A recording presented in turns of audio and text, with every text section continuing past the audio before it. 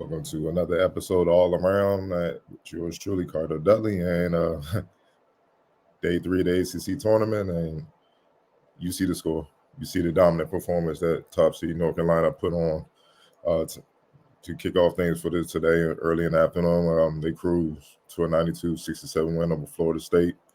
They will face the winner of Pittsburgh and Wake Forest, which is coming up tomorrow at 7 p.m. But before we get into all the details of what happened during the game,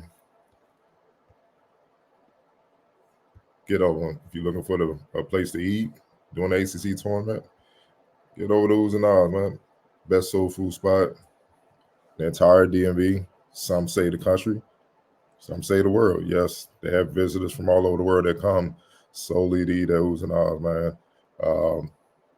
Some of the best soul food, no pork, healthy versions, all that. Some of the best soul food you can eat in the land, man.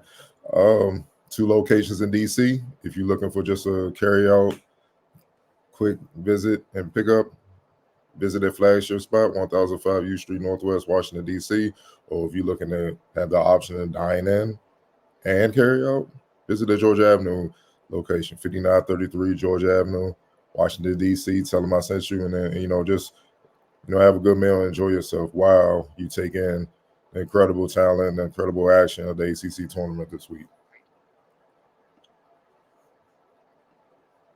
Back to the game. No one expected things to go like this between North Carolina and Florida State. Yes, obviously, Florida State, were the underdogs against North Carolina. That was clear. But we did all expect a much more competitive game, and it was anything but, especially with, Florida State having played, game, having already played, you expect them to kind of have the advantage rhythm-wise, whereas UNC, they've been sitting for a few days, since the season ended, but they look like they had their full rhythm, and Florida State looked like they were sitting a few days. Just a lack of energy and from the opening tip, and obviously North Carolina didn't let up. You could tell they're on a mission. They're on a mission to flat out, just dominate, and that's what they did. They jumped on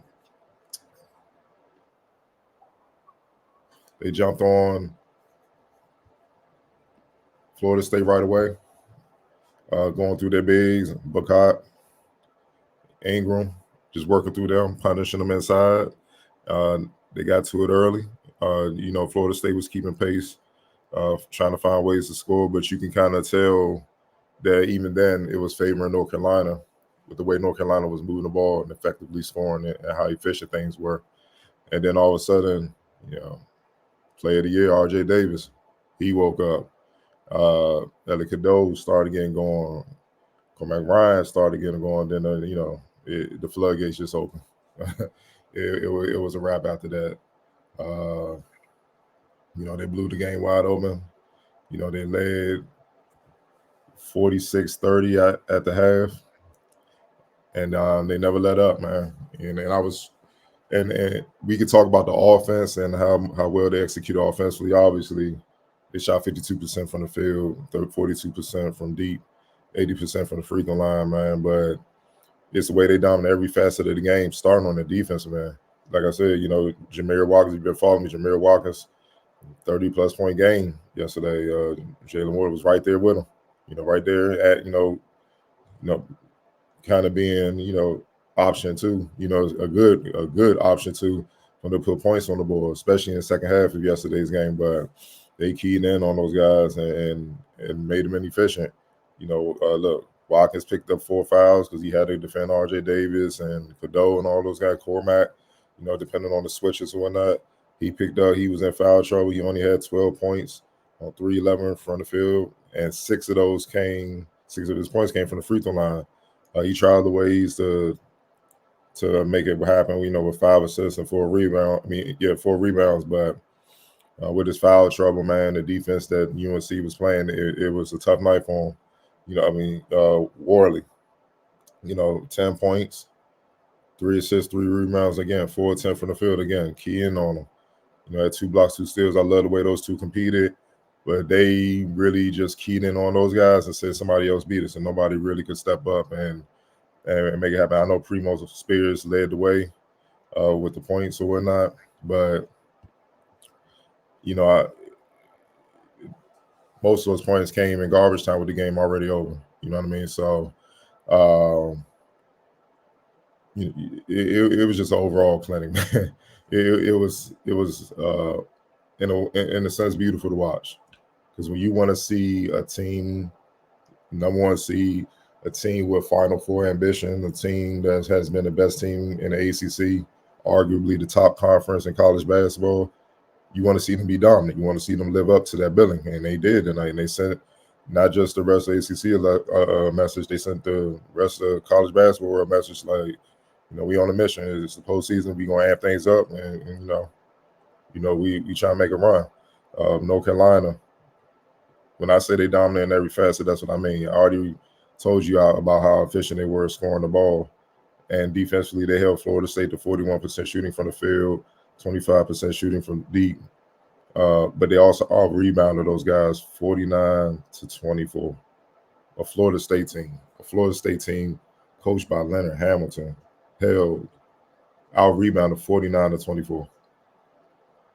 You just don't see that, man. We can sit up here and, you know what I mean, try to, nitpick and stuff. One thing Leonard Hamilton teams are known for is toughness. And, that wasn't, I'm not going to say they played soft, but UNC took it to them. They were the more physical team. It's just, it's just facts. They really took it to them physically on the boards, on defense, and made it hard for guys to turn the corner. They made it hard for guys to get easy shots. They really took it to those guys, man. And you just have to, you just have to respect it, man. They came out to play and they were determined to win this game. I was very impressed with the freshman Ellie Cadeau in his first ACC tournament game. With his speed and the way he was facilitating, making tough shots like you're seeing in the clip. He wasn't in the least bit, worried about he wasn't the least bit worried about the lights and being intimidated by, the aura around Florida State being physically, tough or whatnot. Young freshman came out, he competed, he battled, and he made his impact on both ends. 8 points, 6 assists, 4 rebounds, 3 steals, but only 2 turnovers. You can't ask for much more in 28 minutes in a blowout. Obviously, if he was allowed to play his normal amount of minutes, those numbers would have been even greater, man. He lived up to the billing. Definitely a star in the making in the ACC for years to come, and they fed off on him. But convincing win. North Carolina definitely the message was well received. So we're gonna see what happens in the next game and see where they go and see how they stack up with the winner of Pitt and Wake Forest, man. But I want to thank you all for joining me. A big win for North Carolina. Be back here at the Wake Forest at Pitt to talk about what happened in that game and how they match up with North Carolina. Talk to you guys soon.